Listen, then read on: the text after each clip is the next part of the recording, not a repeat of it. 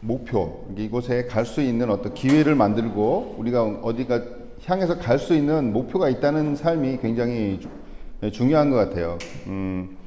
사람이 건강하지 않은 것보다는 특히 보이는 곳이 건강하지 않은 것은 그는 누구의 도움을 받을 수 있고 누구의 다 어떤 그 지원을 받을 수가 있죠. 어려움을 이겨낼 수가 있어요. 근데 보이지 않는 곳의 장애는 정말 그건 답이 안 나오는 거죠. 누구 도움 받기가 힘들어요. 특히 목표가 없는 삶, 꿈이 없는 삶은 정말 보이지 않는 장애라고 볼 수가 있습니다. 그래서 오늘 우리가 이 영상을 보면서 똑같이 추구해야 될 공동의 목표이지 않는가 그런 생각이 들어요. 여기 한 명도 예외 없이 이곳에는 다 갈 수 있는 자격과 그런 기회가 있다는 거죠. 그래서 이 영상을 매일 보신다고 하면 이곳에 나뿐만 아니라 함께 보는 사람들은 이곳에 함께 하고 있는 것을 경험하시게 될 거예요. 그래서 이미 그곳에 가 계시고 누구와 함께 가 있는지를 계속 상상해내시고 이 영상을 보신다고 하면은 저는 그렇게 다 이룰 거라고 믿어 의심치 않습니다. 오늘은 A스텝인데요. 네. A스텝 성공의 8단계라고 하죠. 그래서 이 A스텝의 내용 또 어떤 의미 이런 걸 먼저 파악을 하고 진행을 하도록 하겠습니다. A스텝은 아까 사회자께서 말씀하신 것처럼 덱스터 예고 그룹에서 성공한 사람들의 노하우를 다 모아서 정리를 해보니까 이런 8가지 단계를 거쳐서 성공하더라고 입증이 된 그런 시스템이에요. 그래서 이거를 정리를 해서 적용을 했더니 전 세계의 많은 사람들이 이 단계를 통해서 성공했다는 거죠. 그래서 이것은 이론이 아니라 실제 필드에서 사용하는 그런 현장에 있는 것들을 모아서 이렇게 시스템화 시켰다는 것이 이 A스텝의 가장 장점이라고 할 수가 있겠죠. 그래서 원칙이 있어요. 원칙은 건너뛸 수 없다.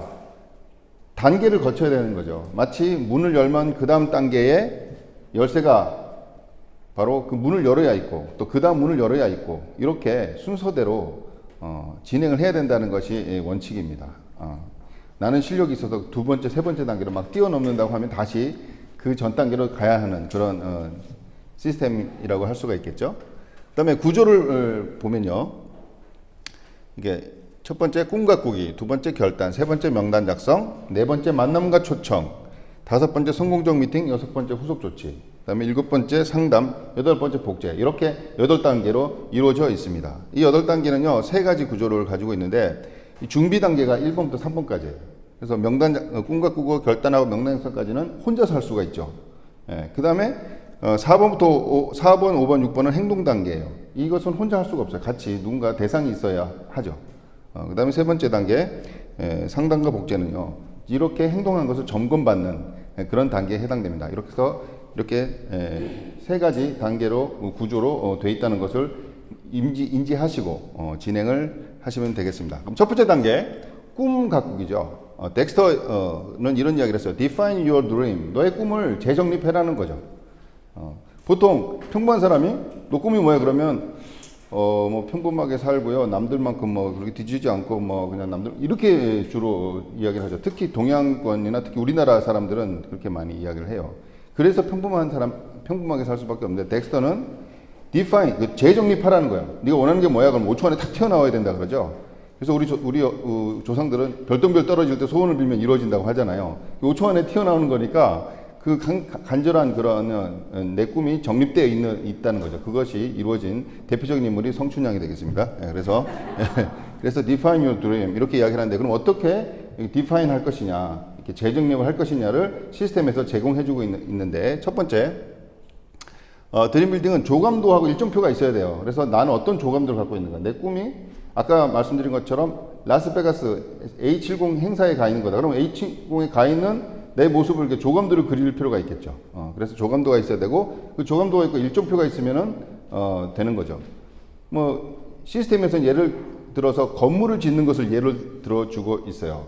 건물을 지을 때 조감도가 있으면은 다 어떻게 생각해요? 아 이렇게 될 것이라고 그렇게 의심하는 분 없죠. 그렇게 다 될 거라고 생각이 들고 몇 월 며칠까지 공사 완료입니다. 그러면 대충 그때까지는 완료가 될 것이라고 생각하는 것처럼 그 건물은 당연히 그렇게 된다고 생각을 하고 있어요. 근데 내 인생의 조감도와 내 인생의 일정표가 만약 있다고 하면 똑같이 믿으면 되겠죠. 그럼 그렇게 이루어지는 거예요. 그걸 시스템에서 이야기를 비유를 들고 있는데 그게 너무 저는 맞다고 생각을 해요. 실제로 그렇게 적용을 해보면 그렇게 인생이 흘러가는 것이 맞는 거라는 것을 이제 적용을 해보시면 느끼실 수가 있을 겁니다. 그래서 조감도의 첫 번째 단계는 시각화하는 거예요. 시각화는 우리가 유치원 때부터 충분히 훈련되어져 있습니다. 그림을 그린다든지 뭐 붙인다든지 굉장히 유치해요. 근데 성공은 유치하다. 복잡하지 않아요. 미분조건하고 이런 거 없어요. 유치해요. 정말 단순해서 너무 쉬워서 못하는 것들이 많아요. 무시하는 거죠. 그래서 시각화하는 것을 한번 해보세요. 내가 보이는 모든 곳에 내가 가고자 하는 그 꿈의 조감도를 붙여놓는다고 하면 안 되는 게 기적이겠죠?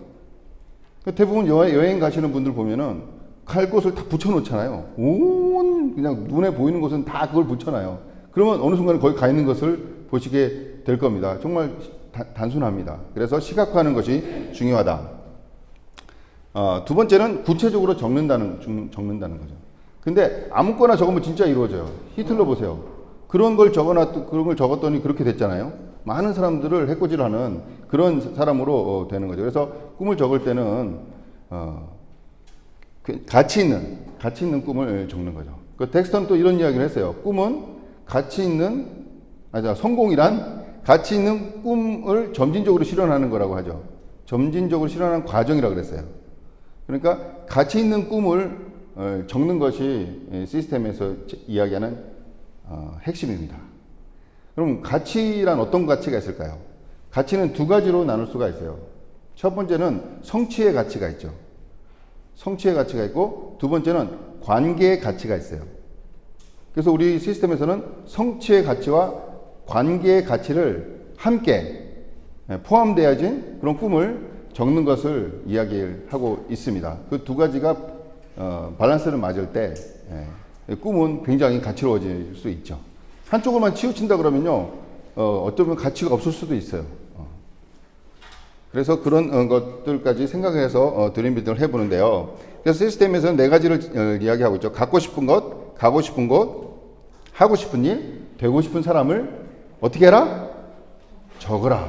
뭐 우스갯소리로 적자생존 이런 이야기도 하는데 그렇게 해서 적어야 된다는 거죠. 적은 것과 적지 않은 것의 차이는요, 굉장한 차이라는 것을 우리 많은 예를 통해서 듣고 있죠. 특히 미국의 아이비리그 대학에서 졸업하신 분들을 30년 동안 연구를 계획을 하고 졸업하신 분한테 꿈을 적어보세요 했더니 적었다고 하죠. 몇 %가? 3%만 적었대요. 30년 후에 조사를 해봤더니 그 적었던 사람이 적지 않은 사람보다 더 많은 그 재산을 보유하고 있고 더 실제로 그 적은 대로 되어진 확률이 훨씬 높았다라는 거죠. 그래서 적는 것과 적지 않은 것의 차이는 그렇게 크다라는 것을 실제 연구를 통해서 우리는 배우기 때문에 시스템에서는 적으라. 적지 않은 꿈은 꿈이 아니다. 이렇게 이야기를 하고 있습니다. 그래서 이렇게 꿈이 뭐예요? 이야기를 하는데 좀 꿈 적기가 힘들고 이걸 이야기하기가 힘들어 하시는 분들이 있을 수 있어요. 왜냐하면 훈련받지 않았기 때문에, 그런 환경에 살지 않았기 때문에. 그런 분들, 특히 내가 그렇다고 하면 저도 처음에 꿈 적으라 하니까 17개 적으니까 그 다음에 적을 게 없더라고요. 그 정도로 정말 꿈 적는 게 힘들었는데 그 다음 그걸 극복할 수 있는 방법을 시스템에서 이야기를 하고 있습니다. 꿈이 떠오르지 않는다면 하고 싶은데 돈이 없어서 못하는 일, 그 다음에 하기 싫은데 돈 때문에 어쩔 수 없이 하는 일들, 그런 걸 안 하고 싶다, 이것도 꿈에 해당된다고 이야기를 합니다. 그래서 이런 것까지 포함해서 계속 적는 거죠.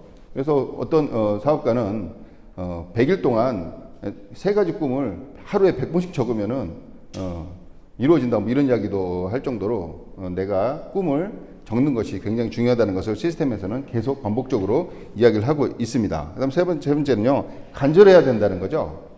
네, 그냥 하고 싶다, 뭐 그런 거 가지고는 이게 꿈이라고 할 수 없대요. 그냥 몽상에 불과해요. 꿈 깨라 꿈, 몽상이죠. 간절해야 된다는 거예요. 그러니까 간절하다는 것은 얼만큼이 간절한지에 대해서 별로 경험이 없으실 거예요. 저도 이 사업을 만나기 전까지는 별로 간절했던 게 뭐 결혼하는 거 정도? 뭐 그 정도. 나중에 왜 그런지는 나중에 물어보시길 바라겠고. 그런데 이제 제가 살면서 간절했던 것이 우리 큰아들을 잃어버렸을 때, 정말 그 산속에서 내려오다가 사라졌는데, 오, 제가 그 잊어버리고, 정말 힘들었습니다. 아들 잃어버렸을 때 그 찾는 그 간절함. 근데 뭐 아들이는 그러다 치고요. 딸 잊어버리면 어떻게 됐을까요? 끔찍합니다. 우리 형제 담임도사님 중에 송명수 사장님, 시장에서 일을 하는데 비가 막 오더래요. 장사를 하고 있는데 비가 오는 날 딸을 잃어버린 거예요. 그때 뭐 장사고 뭐고 뭐 다 팽개치고 그 딸 찾아 헤맨 생각을 하면은 그 간절함을 그분이 그 이야기 했을 때 제가 지금까지 느꼈던 간절함의 최고봉입니다. 예. 아들이라면 어디 굴러도 뭐 아들인데 딸은 어디 굴러도 누구한테 어떤 해코지를 당할지 어떻게 알아요. 그러니까 생각해보면 와, 그 간절함으로 아마 그분은 지금 다이아몬드를 가셨던가 그 간절함과 이렇게 비교가 이렇게 좀 그죠? 적용이 되잖아요. 그래서 그분은 사업을 지금 그렇게 좀 여주에서 정말 여왕처럼 이렇게 엄청난 성공을 해가고 있지 않은가 그런 생각이 드는데 내 인생에 내 꿈에 대한 간절함 오늘 한번 내가 얼만큼의 간절한 꿈을 내가 지금 적고 있는가를 생각해 볼 때 당연히 100일 동안 하루에 100번씩 100일 동안 써보라 그러면 당연히 쓰겠죠. 그 정도 간절함이면 나의 간절함을 오늘 점검해 볼 필요가 있습니다. 자, 그 다음에 그렇게 꿈이 있으면요 기간을 포함시켜야 되겠죠. 그냥 죽기 전에 그렇게 했으면 좋겠습니다. 이렇게 되면 그거는 그냥 꿈에 불과한데 이 꿈을 목표화 시킨다 그러면 달라져요. 목표화 시킬 수 있는 능력만 있으면 모든 걸 할 수 있대요. 그 목표를 또 세분화 시킨다고 하면 무조건 된대요. 그것을 시스템에서 우리에게 제시하고 있는데요. 자, 마치 건물을 일정표를 쭉 써놓으면은 그 기간 동안에 이만큼 지어지면은 완성된다는 걸 우리가 알 수 있는 것처럼 내 꿈도 일정표, 그 기간을 정해서 단계별로 일정표를 작성하는 게 굉장히 중요합니다. 목표 성취에서. 그래서 내가 살면서 목표를 정했는데 잘 못 이루고 있다. 그거는 대부분 일정표가 정확하지 않아서 그래요. 그것을 지금 시스템에서는 이야기하고 있는데요. 그래서 분명히 꿈에다가 기간을 설정하시고 그걸 수치화하셔야 됩니다. 전 세계에서 대부분의 발명은요, 이 물리학자들에 의해서 이루어지고 있잖아요. 발명들이. 특히 발견도 마찬가지고. 탐험가들도 굉장히 물리학에 굉장히 앞서 있는 분들인데, 그분들이 왜 그게 가능하냐면, 그 모든 것도 수치화하는 거예요. 산의 부피도 수치로 다 계산해내고, 달까지 막 거리도 수치로 계산해내고, 이렇게 수치화 시켰기 때문에 목표를 이루고, 그게 시스템화 시켜서 복제가 가능해지는 거거든요. 내 목표도 마찬가지예요. 수치화되지 않은 목표는요, 그냥 두리뭉실한 거예요. 명확하지 않은 거예요. 그래서 내 목표를 수치로 해서 이야기할 수 있고, 다른 사람들이 다 알 수 있고, 정말 초등학생이건, 부모님이건 누구에게나 정확하게 표현할 수 있는 수치화 시키는 거. 이것이 목표의 핵심입니다. 그래서 수치화해야 목표지, 수치화하지 않으면 목표가 아닙니다. 그래서 목표 설정은 그렇게 수치화해서 장기, 중기, 단기 이 세 가지 단계로 세분화시킬 수 있어야 돼요. 목표는 세분화하는 것이다. 그래서 먼저 뭐부터? 장기 목표부터. 우리는 보통 단기만 보잖아요. 특히 여성들은 단기에 강해요. 장기적인 안목은 뇌 구조 자체가 장기적으로 생각할 수 있는 뇌가 아니에요. 남자들은 굉장히 장기적인 그런 계획을 세울 수 있는 뇌의 구조를 가지고 있는데 여성들은 그렇지 않아요. 너무 복잡하고 너무 다양해서 근시안적인 그런 데는 굉장히 뛰어나지만 멀리 보는 거는 좀 힘들거든요. 근데 남자도 이런 게 강한데 근데 그렇구나 말고는 훈련되어주면 되는 거잖아요. 예. 그래서 그 훈련은 바로 이렇게 장기, 중기, 단기로 나눠서 목표를 설정을 하는 것입니다. 그래서 지금 아까 영상 보신 것처럼 A70이라는 그런 장기 목표를 한번 예를 들어 보도록 할게요.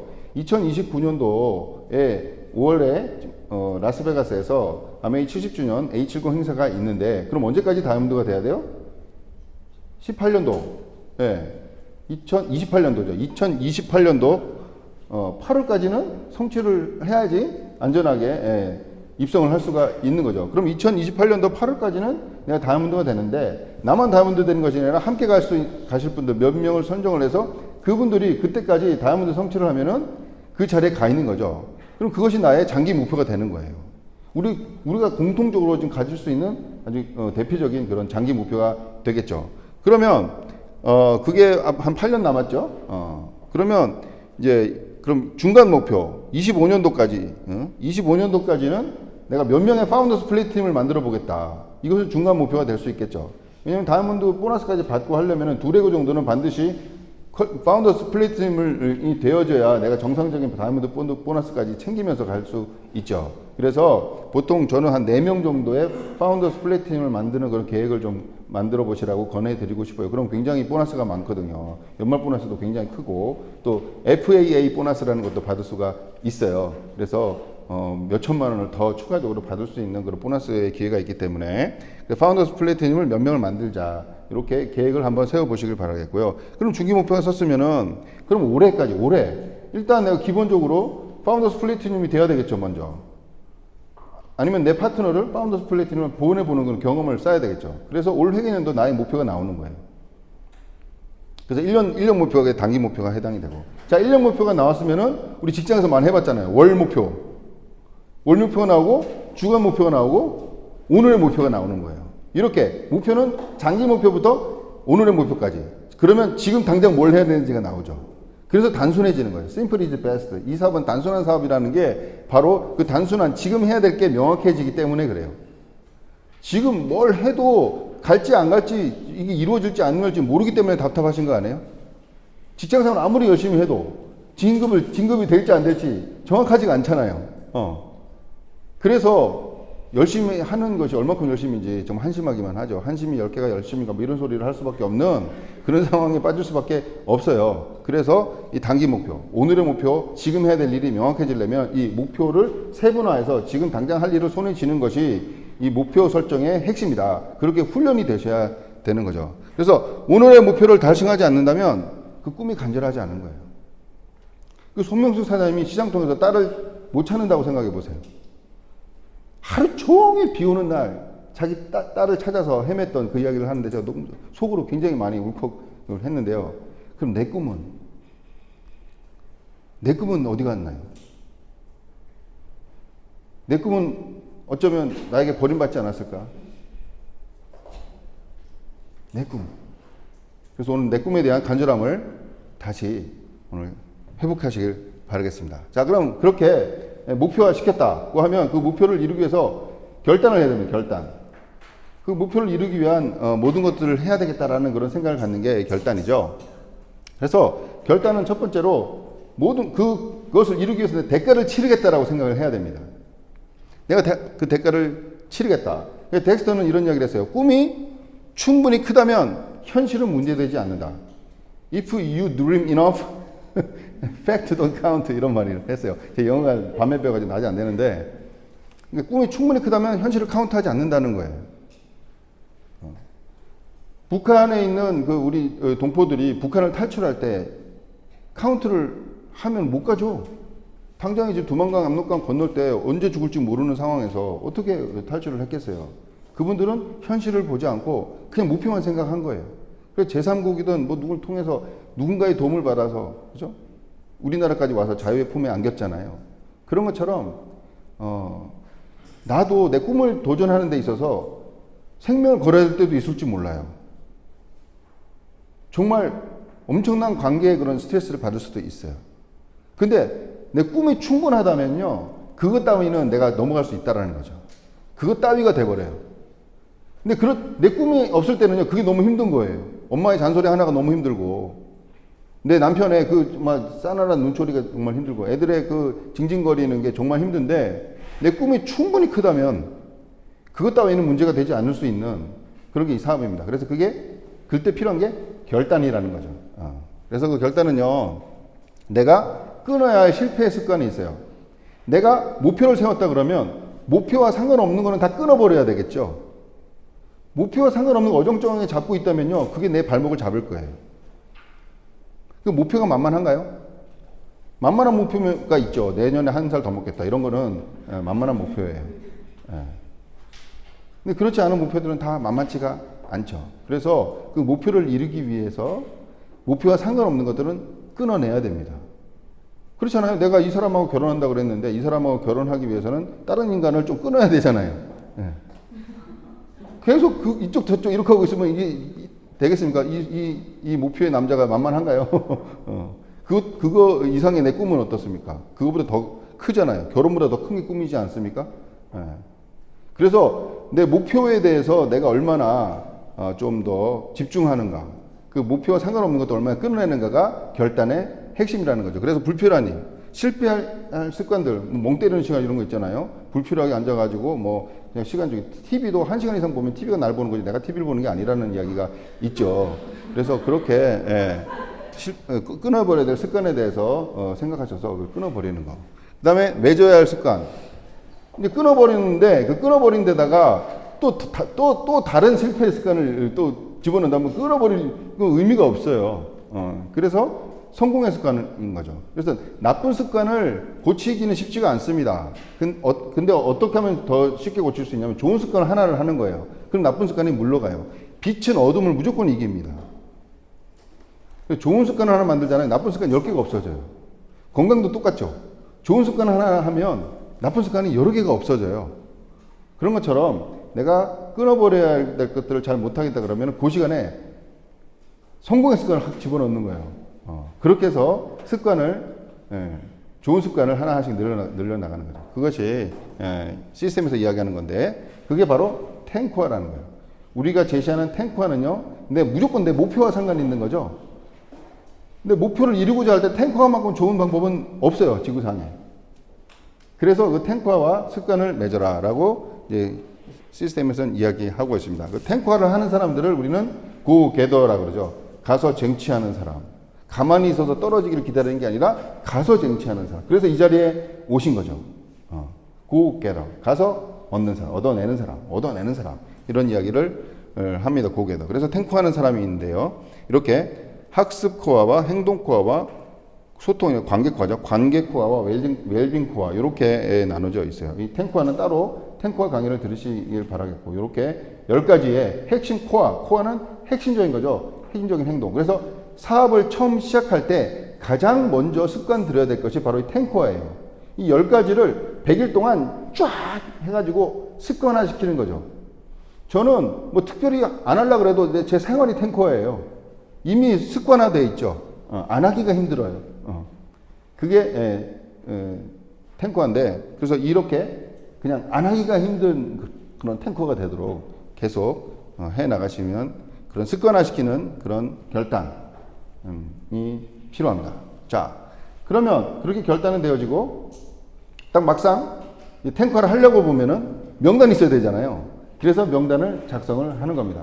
대부분 명단을 혼자서 작성하는데요. 혼자서 작성하는 것도 좋지만 나를 끌어주는 스폰서와 함께 명단을 작성하면 훨씬 쉽고 더 많은 분들을 적을 수 있어요. 저도 처음에 명단 적으라 그러니까 17명 적으니까 못 적겠더라고요. 근데 배우고 나서 뭐 1000의 명단이라는 그런 오디오가 있었는데 1000의 명단을 듣고 나니까 한 2000명은 적겠더라고요. 진짜 그 적으라는 대로 적으니까 너무너무 적을 사람들이 많아졌던 기억이 납니다. 우리 동창들 명단만 해도 그냥 엄청나잖아요. 초등학교부터 대학교까지 그 앨범만 봐도 엄청난 명단인데 우리는 명단 없다라고 이야기를 하는 것은 명단의 의미를 잘 모르기 때문에 그렇다는 거죠. 자, 그럼 명단 작성하는 것을 볼게요. 자, 명단이 없다고요? 만약에 한 명씩 100만 원 준다 그러면 어떡하실래요? 한 명 쓸 때마다 100만 원 준다 그러면. 안 적을 사람이 없겠죠? 그래서 적어보세요. 자, 그래서 일단 적을 때는 아는 사람을 다 적는 일반 명단을 적으시는 겁니다. 일반 명단을 적는데 요령은 이게 분류를 해서 적어야 돼요. 직장, 그다음에 사는 지역별로 쓸 수도 있고, 그다음에 출신 학교, 그다음에 가족, 친지 이렇게 분류해서 적으면은 굉장히 많은 그런 명단을 적을 수가 있어요. 이름을 몰라도 특징만 적을 수도 있겠죠. 안경을 동그란 거 쓰신 분, 네모난 거 쓰신 분, 세모 비슷한 거 쓰신 분, 이렇게 또 파란 색깔 나는 안경, 이런 식으로 안경 하나만 가지고도 이렇게 특징을 잡아서 쓸 수가 있어요. 명단이란 이름을 쓰는 것도 있지만 그냥 내가 별명을 알아도 그죠? 딱풀이 이렇게 명단을 알아도 그렇게 쓸 수 있는 게 명단입니다. 그래서 일단 아는 사람을 다 한번 적어 보는 거예요. 그냥 믿고 한번 쭉 적어 보는 거죠. 그 다음에 그렇게 적은 분들을 이렇게 점수를 매겨 보는 거예요. 좀 사람에게 점수 매긴다는 것은 조금 그런 게 있지만, 그러나 시스템이니까 점수를 보여주고 이런 건 하지 마시고 혼자서 내가 적는 거예요. 적어서 점수를 거리, 그다음에 자주 만날 수 있고 긍정적이고 지위가 나보다 지위란 경제력이죠. 경제력이 나보다 좀 좋으신 분들, 아니면 관계가 좀 좋으신 분들을 중심으로 해가지고 이렇게 점수를 매겨 보면은 점수가 높으신 분들이 나오죠. 그 점수 높으신 분들을 이렇게 50명 정도를 먼저 50명에서 100명 정도를 먼저 추리는 겁니다. 그게 무슨 명단? 선별 명단이라는 거예요. 그 선별 명단을 이게 경영학적으로 말하면요, 타겟이에요. 타겟층.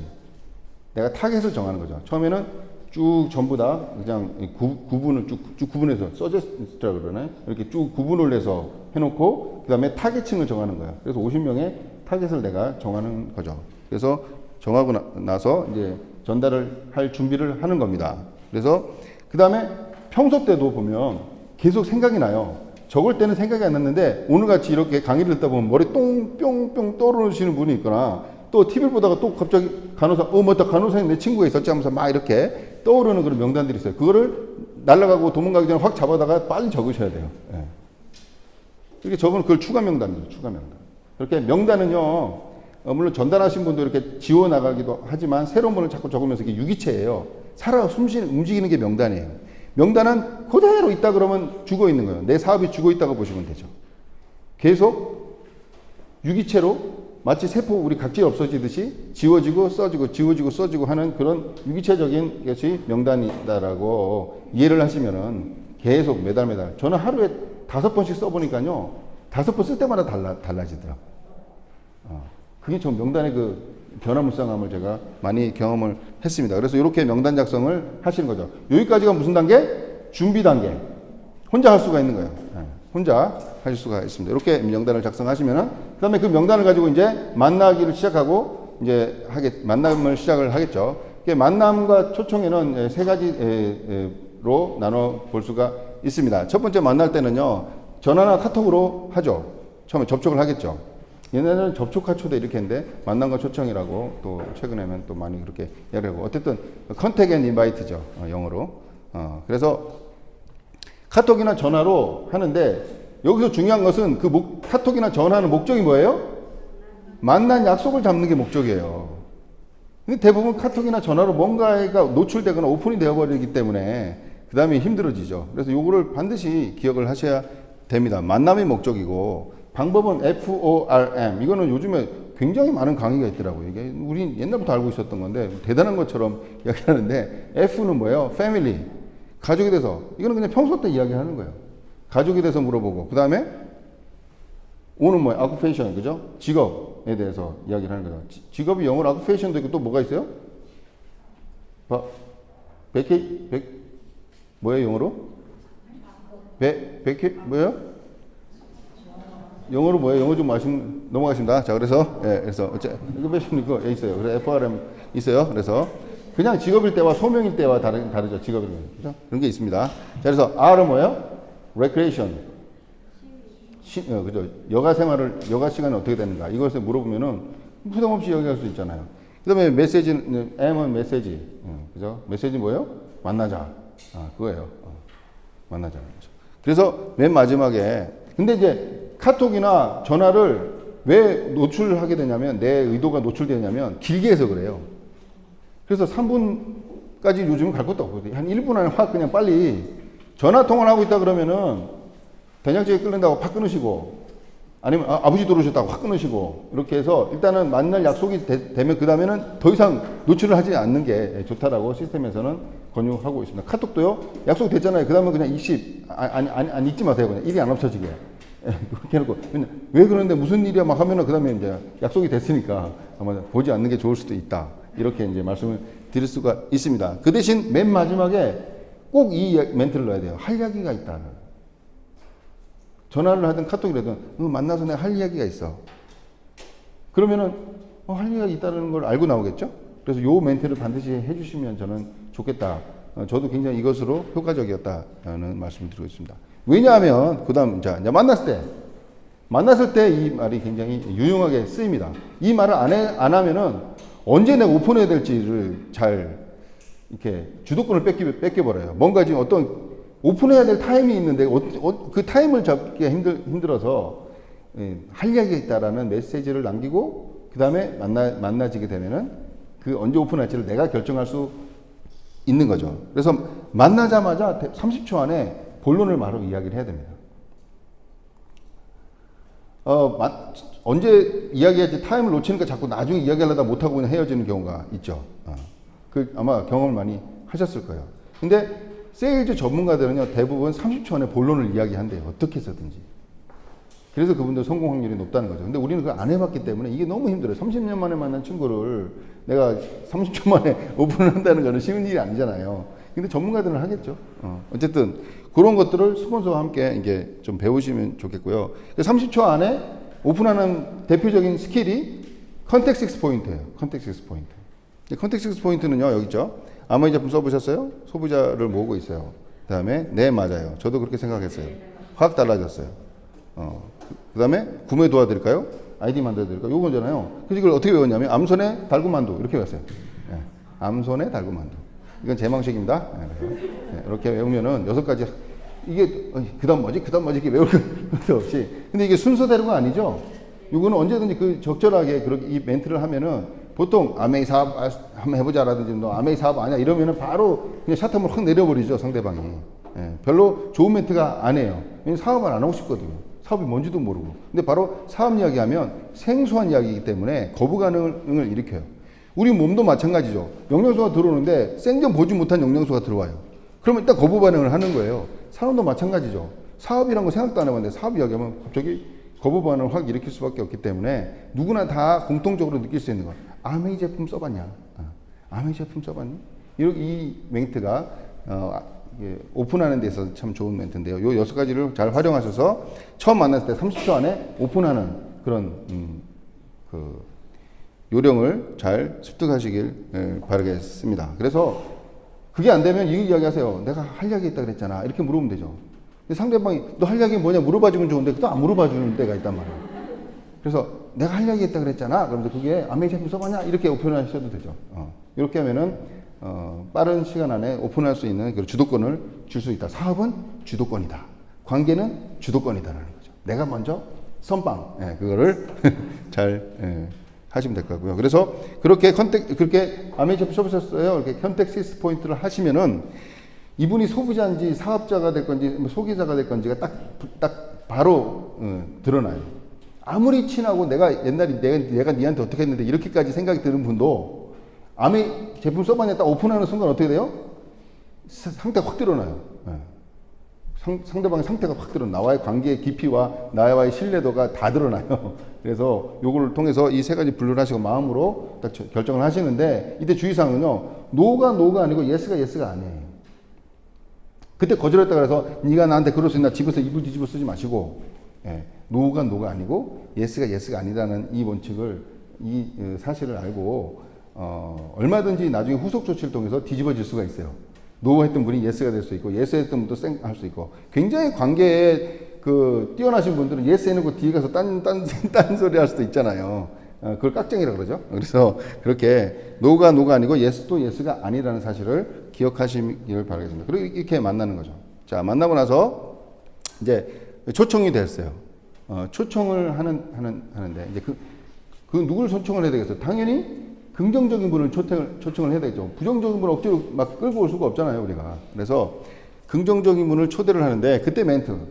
월요일이 좋으세요? 수요일이 좋으세요? 이렇게. 너 월요일이 좋냐? 수요일이 좋냐? 4천만이 좋아하는 객관식.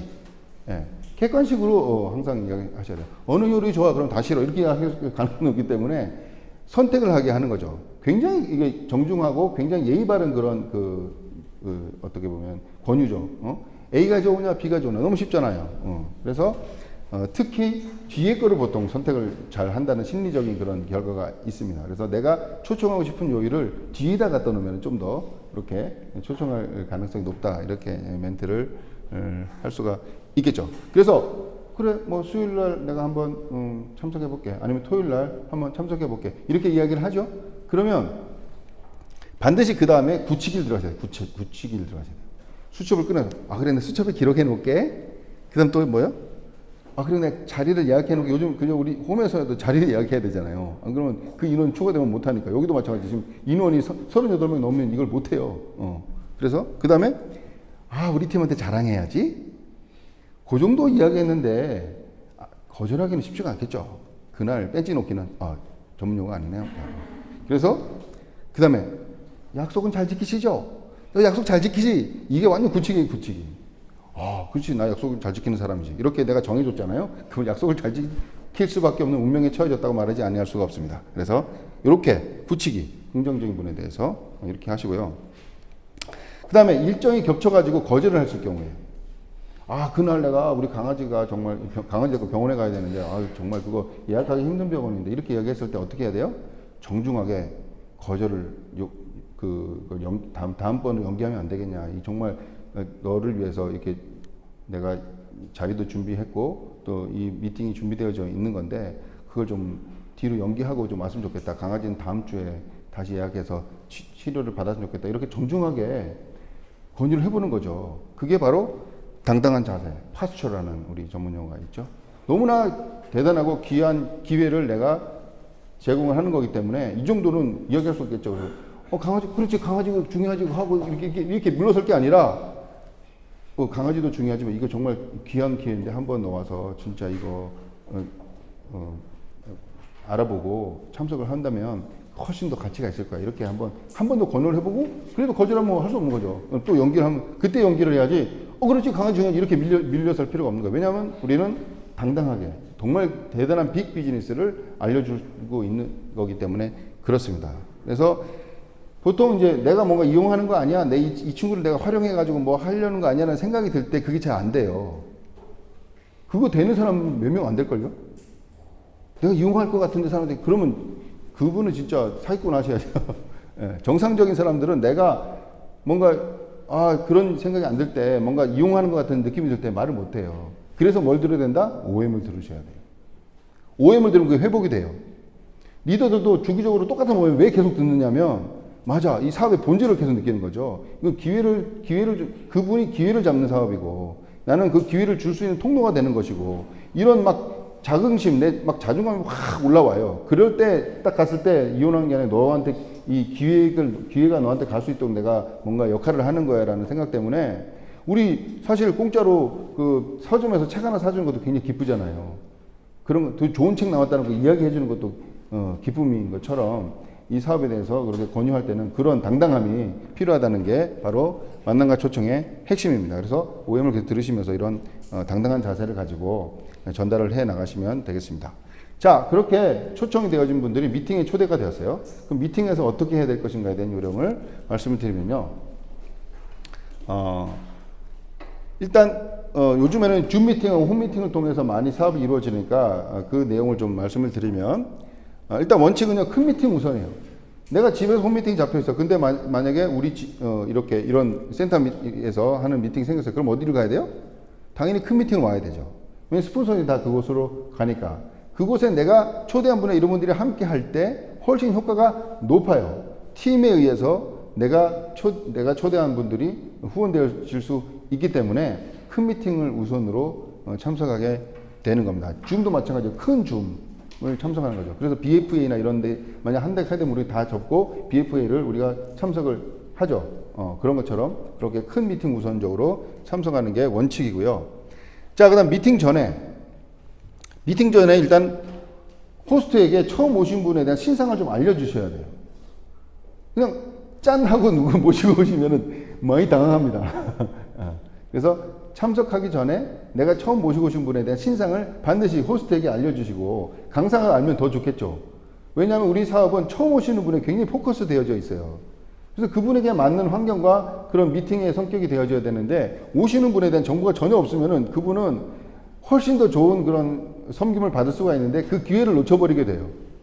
그래서 사전에 처음 오시는 분에 대한 정보를 명확하게 호스트에게 알려주시는 요령이 필요하고요. 어린이나 애완동물을 좀 격리를 해주시는 게 좋죠.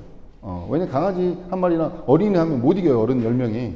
그래서 좀 격리를 할 수 있는 그런 환경을 만들어 주시고요. 그 다음에 강사 프로모션을 미리 하시면 좋겠죠. 그분에 대한 사전에 음원이라든지 정보를 뭐 프로필이나 이런 걸 좀 처음 오시는 분에게 제공을 해주면 처음 들으시는 분이 좀 더 긴장을 하고, 이분이 그냥 이런 분이 아니구나라는 걸 알고 미팅에 참석하시게 될 거고요. 그 다음에 자료는 나중에 집으로 돌아갈 때 이렇게 줄 수 있는 그런 자료를 말하고요. 필기구도 혹시 안 가져올 수 있잖아요. 다 적고 있는데 본인만 안 적고 있으면 민망하잖아요. 그래서 처음 오시는 분에게 줄 수 있는 필기구 정도는 내가 준비를 해서 제공하는 게 아주 멋진 자세겠죠. 그다음에 좋은 자리를 예약을 해 줍니다. 처음에 왔을 때 의자가 여러 개만 깔려 있으면요, 처음 오신 분이 내가 제일 먼저 온 거야? 내지는 이렇게 아직도 이렇게 많이 안 온 거야? 이런 느낌이 들 수 있잖아요. 그래서 의자는 오는 순서대로 그냥 본인이 그때그때 놓고 앉는 게 훨씬 더 효과적이라고 시스템에서는 조언하고 있습니다. 그리고 다 같이 앉아 들을 때 자꾸 내가 모시고 오신 분 잘 듣고 있나 확인하시는 그런 경향이 있죠. 잘 들었으면 좋겠는데 이런 생각이 드는데요. 처음 오신 분은 그런 모습을 봤을 때 어떨까요? 대단하게 안 느껴지겠죠. 뭘 보고 싶을까요? 나한테 이 사업을 소개한 분이 얼마나 이 사업에 열정적인가? 그 사람이 얼마나 열광적으로 이 사업을 바라보고 있는가에 대해를 느꼈을 때 아마 그걸 느끼고 싶을 거예요. 거기까지 올 때 그냥 왔겠어요? 뭔가 기대감이 있어서 왔겠죠. 근데 나를 초대하신 분이, 나를 초청한 사람이 정말 진짜 열광하고 있다는 것을 느꼈을 때 거부할 수 있을까요? 저는 그게 미팅의 핵심이라고 봅니다. 그래서 초대를 했을 때 오신 분보다는 내가 이 미팅에 집중하고 그 강사에 집중하고 뭔가 열광하고 하는 그런 모습이 저는 초대하신 분한테 훨씬 동기 유발을 할 수 있는 요소라 그런 생각이 듭니다. 자, 그리고 미팅 후에 애프터 미팅 있다는 걸 알려주셔야 돼요. 줌 미팅 있다는 것도 알려주시고 오늘 이 줌 미팅 하면 AOM 끝나고 나면은 애프터가 있는데 요때 이런 이야기 어떻게 자기 소개가 있다 이런 이야기 해주면은 얼마나 준비를 하고 하겠어요. 물론 그것 때문에 도망가기도 하겠지만 어쨌든 그거는 다음번에 또 왔을 때는 다시 줌에 또 애프터에 참석하는데 좀 더 부담이 덜 하겠죠. 그러니까 반드시 애프터가 있다는 사실을 알려주고 그 시간이 훨씬 더 좋다라는 이야기를 해주신다 그러면 저희가 애프터를 진행할 때 훨씬 더 신중하고 더 재밌고 더 처음 오신 분이 부담 없게 진행하게 될 것 같습니다. 그리고 다 끝나고 나면은 반드시 그분이 돌아갈 때 뭘 줘야 돼요? 자료. 왜 그래요? 후속 조치를 해야 되니까. 그래서 전설이라고 그러죠. 레전드. 옛날부터 오는 방식 중에 신발이라도 벗어주라는 말이 있어요. 내 신발 찾으러 갈 수 있잖아요. 뭔가를 줬을 때 내가 찾으러 갈 수가 있기 때문에 누가 주도권을 줘요? 빌려준 내가 주도권을 주는 거예요.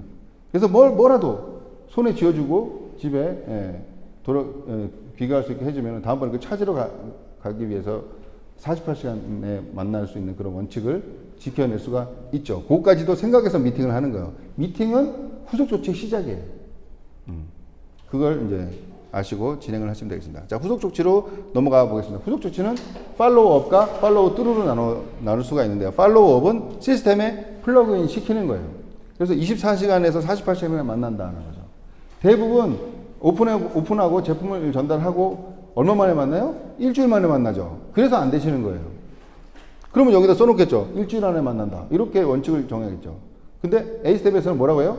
24시간에서 48시간 내에 만난다. 왜냐하면 48시간 후에 만나면 거의 한 70%를 까먹은 상태에서 만나요. 3일이 72시간이 넘어가잖아요. 5%밖에 기억을 못 한대요. 그러니까 24시간에서 48시간 만나는 거예요. 저는 아침, 저녁으로 만난 경우도 있어요. 직장에서는 아침, 저녁으로, 아침에 회의 때 만나고, 저녁 때 해결할 거 만나고. 계속 만났더니, 당연히 그런데 사업을 쪼개는 안 하는 게 기적이죠. 하루에 2번씩을 만났는데. 그죠? 그래서, 그렇게 원칙을 정하시고요. 그 다음에, 내가 팔로우 하는 과정을 스폰서하고 항상 수시 상담을 하셔야 돼요. 얼마나 좋아요. 공짜로 상담을 해주는데. 상담료 안 받으시잖아요. 어떨 때는 밥도 얻어 드시잖아요. 그래서 이 팔로우 하는 과정을 수시로 점검을 받으신다 그러면 굉장히 많은 성장이 있으실 거예요. 24시간, 48시간에 가서 뭐 해야 될지는 모르잖아요. 근데 수시 상담을 받으면은 무엇을 해야 될지 구체적으로 그 다음 단계별로 다 아주 세세한 그런 조언을 들을 수가 있으니까 그렇게 하시길 바라겠고요. 그럼 어떤 내용으로 팔로우업을 하느냐? 일단 OM을 듣고 나서 대부분 제품을 팔고 싶어 해요. 막 팔려고 그래요. 파는 사람 아니라고 해도 계속 제품을 팔려고 들거든요. 기술을 알고 방법을 배우고 하면 되는데 데모도 하나도 못하면서 그냥 제품은 엄청 팔고 싶어 하는 생각이 있어서 가서 그걸 컴다운 시켜 주셔야 돼요. 그래서 제품을 팔고 싶은 마음을 끄집어내리고 뭘 하게 해야 돼요? 제품을 쓰고 싶게 해야 돼요. 쓰게 만드셔야 돼요. 그래서 우리가 뭘 해요? 데모를 하잖아요. 데모는 데모의 핵심은 뭐냐면 오감을 자극시켜주는 거예요. 오감. 눈이나 코나 피부나 이런 자기 그거 이렇게 해서 쓰고 싶게 해주는 거죠. 그렇게 데모를 통해서 내가 팔로우업 하시는 분이 제품을 쓸 수 있게 계속 해주시고 제품의 감동을 느끼면은 그다음에 장바구니라든지 SUP라든지 A클릭스라든지 이런 구매 방법을 알려주셔서 본인이 구매하거나 하여튼 쓰는 방법에 대해서는 계속 축적되고 누적되도록 해주시는 거예요. 그게 팔로우입니다. 그래서 그렇게 해서 소비자가 복제되어지면 구독경제에 의해서 브론즈 핀을 통해서 이런 수입을 올릴 수 있다는 STP를 계속 해주는 거죠. 그래서 사업성을 한 번 들었다고 이해하는 사람 아무도 없어요. 후속 조치를 통해서 계속 브론즈에 대한 비전, 앞으로 당신을 통해서 나올 브론즈가 어떻게 돈을 벌어갈 수 있는 것에 대한 비전을 계속 끊임없이 만날 때마다 48시간, 24시간에 한 번씩 이야기해줘 보세요. 왜 비전을 안 보는 게 비정상이죠. 그렇게 되면 이 미팅 나오지 말라고 해도 나옵니다. 이렇게 시스템이 조인이 되는 거죠. 그게 팔로우업이에요. 시스템이 조인될 수 있도록 얼마나 많은 혜택을 받을 수 있는지에 대한 이야기를 계속 만나서 해 주는 거죠. 근데 내가 가서 몇 번 가다 보니까 너 오지 마. 내지는 뭐 야, 한 달 뒤에 보자라든지 뭐 이렇게 그렇게 되는 상황이 벌어지죠. 그게 왜 그러냐면 자세 때문에 그래요. 최근에 백종원의 무슨 있잖아요. 백종원의 뭐죠? 네, 골목 식당. 거기에 그 남자 아저씨가 표정이 안 좋아서 손님을 다 쫓아내는 거 보셨죠? 그래서 미션이 표정 좋게 해라 그러는데 부인이 옆에서 표정 좀 좋게 해라 그러는데 전혀 들은 척도 안 하죠. 네. 그분 웃고만 있어도 장사가 잘 될 텐데. 마찬가지예요. 내가 이렇게 열심히 막 팔로우하러 가는데 상대방이 나를 거부해. 그게 뭐 한두 번 있을 수 있겠지만 계속 그래. 그러면요, 바로 이 자세 때문에 그래요. 첫 번째 미소, 인사만 잘해도 사실은, 그죠? 굉장히 칭찬받고 굉장히 상대방이 나를 호감으로 대해줄 수 있는데 나는 인사하고 했는데 상대방은 인사를 못 알아듣는 상황들이 벌어지는 거죠. 그래서 미소, 인사, 그다음에 경청 능력, 경청도 훈련 받으셔야 돼요. 경청은 우리가 그 코칭에서 훈련 받을 때 상대방의 말을 다 외우라고 배웠죠. 토시나 안 들으면 다 외우겠다 생각으로 들어보세요. 그럼 내가 말을 안 하게 돼요. 계속 그거 듣는다고 그거 막 들어서 막 외운다고 정신이 없어. 그럼 상대방 굉장히 좋아요. 오늘 너무 좋아서 이래. 나는 한마디도 안 하고 상대방이 말 다 했는데 오늘 대화가 너무 행복했대. 예. 그런 상황이 벌어지는 거죠. 그래서 경청, 그다음 칭찬도 아주 자꾸 훈련을 하셔야 돼요. 장점을 이야기하시는 거죠. 그래서 칭찬. 그다음에 질문도 상대방이 당황케 하는 질문이 아니라 상대방 기분 좋은 질문이 있어요. 이렇게 미인 경청진료 요 5가지의 요령을 가지고 계속 내가 나를 업그레이드 시킨다 그러면 이 팔로우업의 성공 확률이 훨씬 높아진다라고 이제 말씀드릴 수가 있습니다. 근데 그래도 안 돼. 나는 자세도 한다고 잘 웃고 막 한다고 했는데도 안 돼. 그 이유는 뭐예요? 내 말에 있어요. 말에. 자꾸 그게 아니고요. 그게 아닌 이런 뉘앙스의 이야기를 하는 거예요. 그게 아니구나 말하는 순간 그래 니 잘났다고 확 마음을 닫아버려요. 상대방. 그래서 요 멘트는 정말 그럼 어떻게 해야 되느냐? 거울요법이죠. 오늘 내가 정말 이 아메이 제품 진짜 좀 힘드네. 힘들으셨군요. 아메이 제품 쓰는데 말이야 거품이 많이 나네.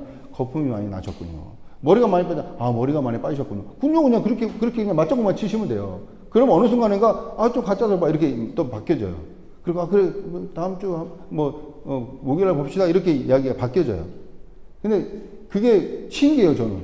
저는 단지 앉아가지고 애들하고 앉아서 이야기할 때도 그래요. 우는구나. 너는 늦었구나. 이렇게 너 왜 늦었어? 이렇게 되면 그 다음부터 바로 그냥 전쟁이죠. 아내하고 이야기할 때 오늘 좀 힘들구나. 이렇게 하면 되죠.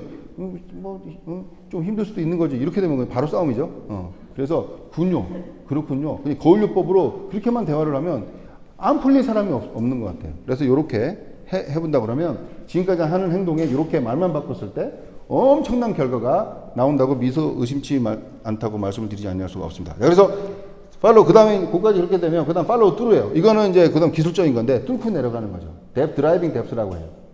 요거는 이제 덱스터 그룹이 갖고 있는 아주 대표적인 그런 스킬인데, 대부분 내가 전달한 사람, 다음은 그 사람이 알아서 한다라고 생각하고 있는 게 일반적인 사업의 그 구조예요.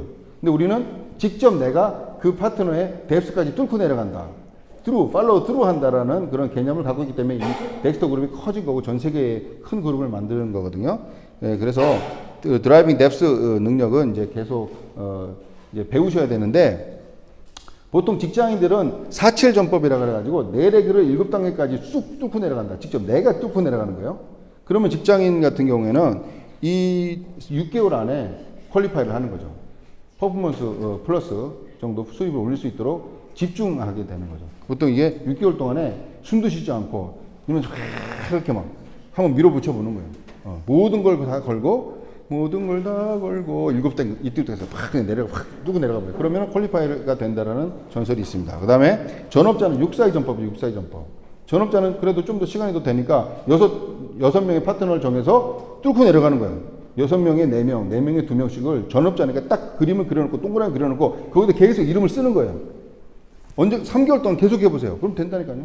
제가 한주희 사장이 조인되고 2달 지나서 SP가 됐어요. 왜? 이걸 했기 때문에 그래요. 제가 근데 직장 다닐 때 24시간 묶여 있었잖아요. 6사기 전법을 해보게 되더라고요. 그래서 저희가 2년 만에 거의 다이아몬드 레그가 나와서 진행을 하고 있었거든요. 근데 그때 이제 뭐 교육 공무원 파동이 생겨가지고 확 네트워크 확 빠져가지고 그런 제 능력과 상관없이 환경이 그런 거니까. 근데 6사기 전법을 제가 시도해서 실제로 그렇게 퀄리파이를 해본 경험이 있기 때문에 이건 저는 이 전략은 굉장히 좀 실효성 있다 이렇게 말씀드립니다. 그래서 정말 결단하셨다 그러면 요 그림을 그려놓고 이름을 써서 실제로 뚫고 내려가 보는 거예요. 그걸 해보신다 그러면 모든 사람들 다 후원할 수 있는 능력과 기술이 생기는 거죠. 그래서 팔로우 스루 이렇게 말씀드리고요. 자, 거기까지 됐으면 그다음 상담은 제가 1번부터 이제 6번까지 한 것을 가지고 이제 상담을 받는 거죠. 점검을 받는 그런 단계예요. 1번부터 6번까지 한 게 없으면 상담 받을 게 없죠. 그래서 열심히 하신 분의 상담은 달라요. 근데 그럼에도 불구하고 한번 우리는 상담을 받죠. 왜냐하면 잘하려고. 그래서 수시 상담이 있어요. 탱크와의 아예 상담이 포함되어 있죠. 그래서 매일 상담, 수시 상담. 카톡이든 뭐 전화든 뭐든 하여튼 매일 접촉이 한 번씩은 터치가 되셔야 돼요. 그래야지. 휴대폰도 충전하시잖아요. 아무리 대단한 휴대폰도 배터리가 없으면 어떻게 돼요? 배터리 방전되면 아무 소용이 없어요. 그 대단한 휴대폰. 내가 아무리 대단해도 충전이 안 되죠. 힘이 없으면 아무것도 할 수 없어요. 이 상담은 그런 힘이 되어줄 수 있는 그 도구가 되기도 해요. 특히 수시 상담이 저는 중요하다. 그러면 수시 상담을 하면요. 한꺼번에 왕창 충전 안 해도 살짝만 충전이 되어져도. 근데 배터리도 그렇더만요. 한꺼번에 왕창 해가지고 계속 24시간 그 충전해 놓으면 배터리가 빨리 망가진다면서요. 예. 다 차기 전에 빼고 조금씩 그러면은 충전이 오래 간대요. 뭔 얘기 하는 거예요? 어쨌든 그렇게 충전이 되어지는 것도 비슷한 것처럼 수시 상담. 이것이 충전이다. 서로 간에. 상담은요, 나만 필요한 게 아니라 스폰서도 필요해요. 내 상태가 파악이 돼야지 어떻게 후원을 할 것인가, 어떻게 도와줄 것인가가 계획이 서는데 상태 파악이 안 되니까 어떻게 도와줄지를 모르는 게 많아요. 그래서 수시 상담이 저는 굉장히 효과적이다는 말씀을 드리고요. 그러나 수시 상담만으로 해결이 안 되는 게 정기 상담이 있어야 돼요. 정기 상담은 월 1회 이상, 먼 거리 있으시면 월 1회 이상이고, 뭐 그 외엔 또 자주 만나서 있으시면 자주 이 정기 상담을 하시게 되는데, 온라인 플랫폼 이상 하고 요즘 한 파운드 플랫폼 이상 정도 하고 하시는 게 좋을 것 같아요. 그 내용은 뭐냐면 일단 목표 설정이에요. 목표 설정. 지금 이슈가 5150이죠. 5150 플러스 50명의 장바구니 구독 경제 SOP를 50명을 해낸다 그러면 굉장히 그런 기본 15% 이상의 베이스를 깔고 가기 때문에 퀄리파이가 어렵지 않게 되는 거죠. 그래서 5150 플러스 50을 5에 대한 계획을 가지고 그 목표 설정한 내용을 가지고 만나시는 겁니다. 그게 요즘에 상담의 핵심이에요. 그 다음에 긍정적인 내용을 이야기하는 거죠. 앉아있으면 파트너나 가족에 대한 막 그냥 험담 계속하고 계시면은, 그렇잖아요. 어떤 리더는 내가 정신과 의사잖아. 이렇게 이야기를 하시는 분도 계세요. 근데 그 시간은 좀, 물론 필요하긴 해요. 근데 그게 자꾸 반복되면은 내 비즈니스에 마이너스겠죠. 그래서 오히려 긍정적인 내용으로 한다 그러면, 제 업라인은요, 아마 우리 파트너에 대한 단점을 거의 모를 거예요. 우리가 이야기한 적이 거의 없어요. 업라인한테. 그래서 그렇게 하신다 그러면은 스폰서가 만나고 싶겠죠, 계속. 근데 그렇지 않은 이야기만 하면 스폰서도 힘들어, 만나기가. 만나면 막 누구 이야기하면 5년 동안 똑같아, 막 그 이야기를 들어보세요. 텔레토비랑 똑같은 이야기 계속하면 애들도 아니고. 그렇게 조금 긍정적인 내용으로 바꿔보신다 그러면 신나게 스폰서가 만날 수 있고, 나도 말하러 가기도 좋죠. 그래서 그렇게 조금 노력을 하신다 그러면 훨씬 좋고요. 그 다음에 질문을 할 때는요, 누가 아픈데 어떻게 해요? 누가 이런데 어떻게 해요? 이렇게 하면 스폰서가 뭐 점쟁이도 아니고, 몰라요. 상태는 누가 알아요? 상대방이 그 사람이 더 잘 알죠. 그래서 질문 어떻게 한다? 객관식으로 한다는 거예요. 이런 분이 있는데 A로 할까요? B로 할까요? 이렇게 물어보시는 거예요. 그러면 대부분 스폰서는 C로 하세요가 나와요. 그분이 생각한 거 이상해. 원칙을 뛰어넘는 다른 제3의 길이 있어요. 장군을요, 그냥 AI 안 쳐놔도 장군 할 수 있죠. 근데 왜 사람을 세워놔요? 원칙을 넘어선 걸 해야 될 때가 있을 때. 더 중요한 기준이 나올 때는 원칙을 넘어서야 되는 거죠. 내가 뭐 칼이 들어와도 해야 되는 거죠. 국회의원들도 법에서 적용을 안 받을 때는 그 법을 뛰어넘어서 해야 될 게 있기 때문에 그런 그 자격을 주는 거잖아요. 그래서 상담을 하다 보면 내가 생각한 것 이상의 답이 나올 때가 있어요. 그 스폰서는 그걸 제공해 주는 게 사실은 어떻게 보면은 제일 재미있는 그런 상황들인 거죠. 왜냐하면 설명도 해주고 그게 이해가 될 때 내가 원칙이라는 것은 어떻게 굉장히 좀 노멀한 거잖아요. 굉장히 단순하잖아요. 근데 그걸 뛰어넘는 그런 방법을 그럴 때 배우는 거예요.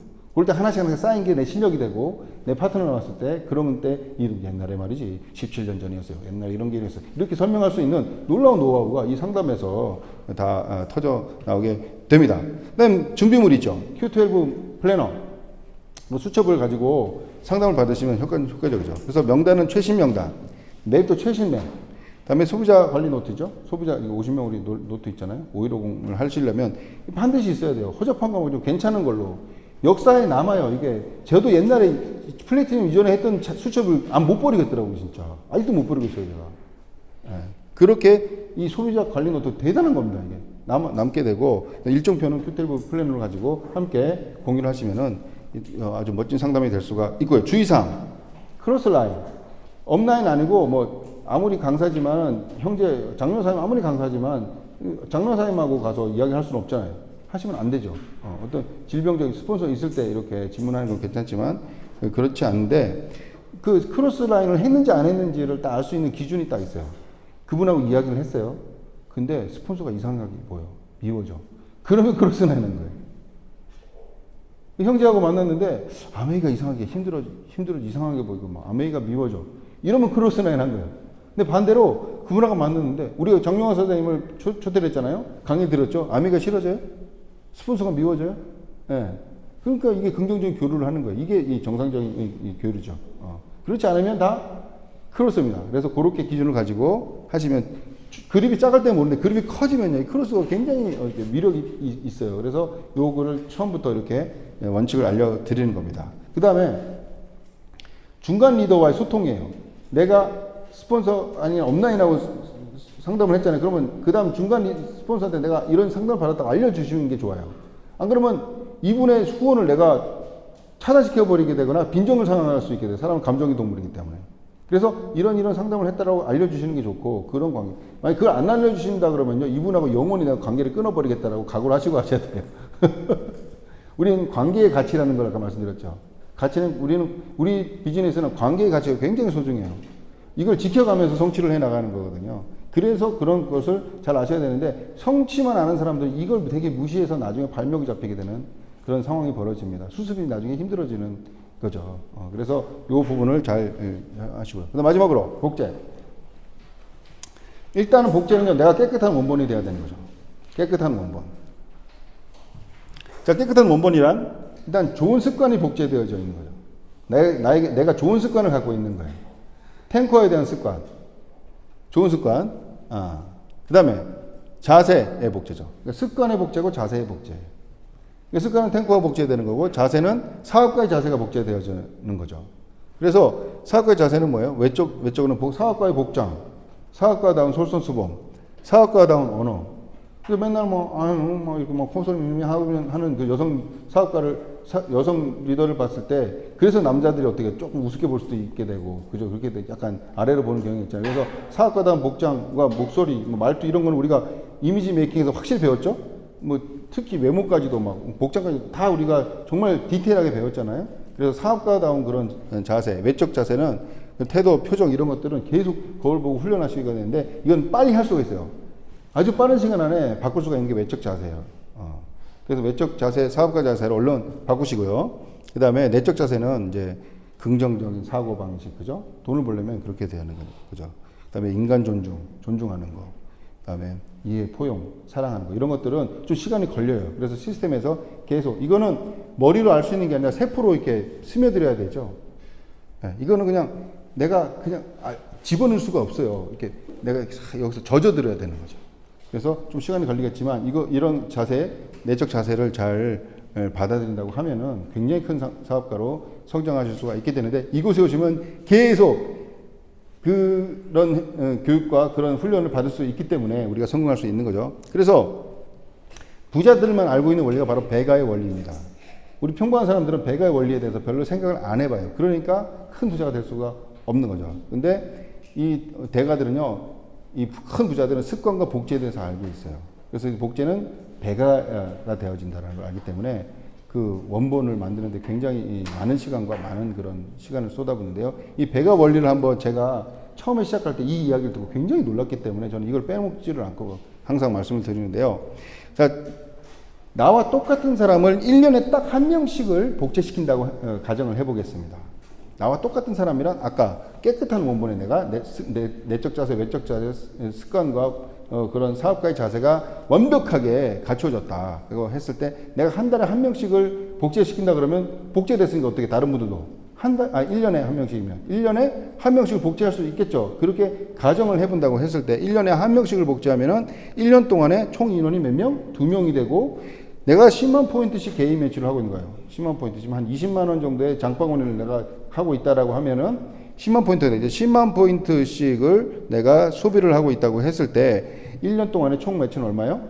20만. 그럼 P는요? 한 번 3% 한 거죠. 근데 2년 차가 됐어요. 2년 차 동안에 각각 한 명씩 복제가 되면 4명이죠. 4명이면 40만에서 그래도 3%예요. 3년 동안은 8명이 되고 80만 포인트에서 6%.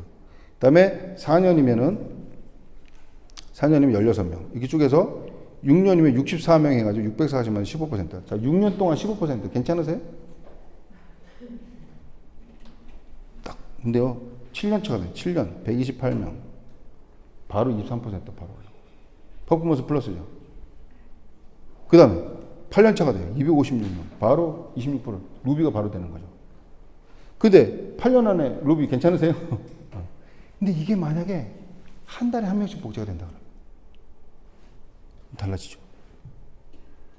그러면 두 달, 한 달에 2명, 4명, 8명. 자, 6달에 64명이에요. 15%. 6달에 요즘은 15%, 뭐 요즘 그것도 괜찮다는 우리 그때는 6달에 15%라면 좀 지지나였었어요. 옛날에 우리 사람할 때는. 네. 근데 7달에 바로 퍼포먼스 플러스가 됩니다. 7달 만에 퍼포먼스 플러스. 똑같이 복제가 됐기 때문에 계속 복제되어지는 상황이죠. 자, 근데, 20만 포인트씩을 한다고 보세요. 20만 포인트, 그러니까 장바구니에 40만 원 정도 해서 20만 포인트라고 소비가 늘어났다고 한번 볼게요. 그렇게 원본이 약간 소비력이 좀 커졌어요. 나이도 들 거 아니에요? 그리고 소비력도 강해졌겠죠? 그러면요. 퍼포먼스 플러스 언제 돼요? 네.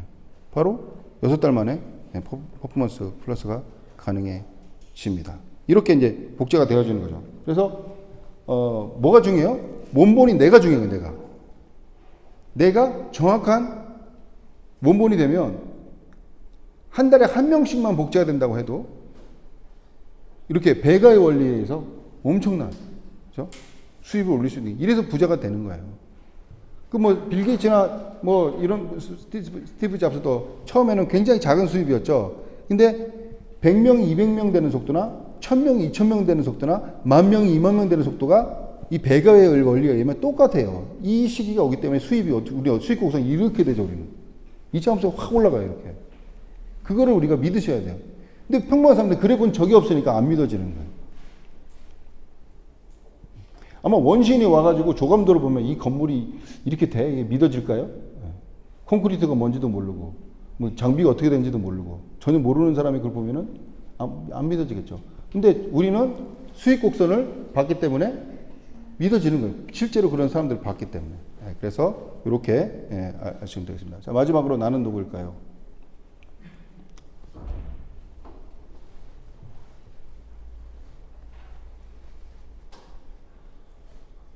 읽어보십시다. 시작.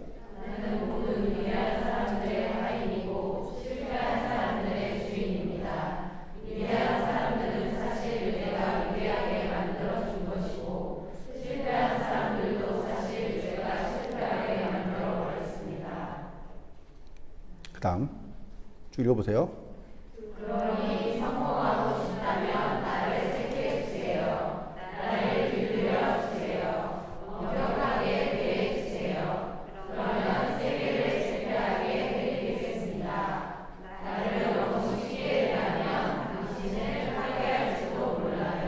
나는 누구죠? 습관이죠, 습관. 네, 습관입니다. 그래서 이 습관을 통해서 이 A스텝을 아예 그냥 세프숲까지 완전히 그냥 내 걸로 만드셔가지고 습관을 만드셔가지고 우리 A70에서 만나서 같이 클레버 박사님하고 춤을 추는 주인공이 다 되셨으면 좋겠습니다. 감사합니다. 마치겠습니다.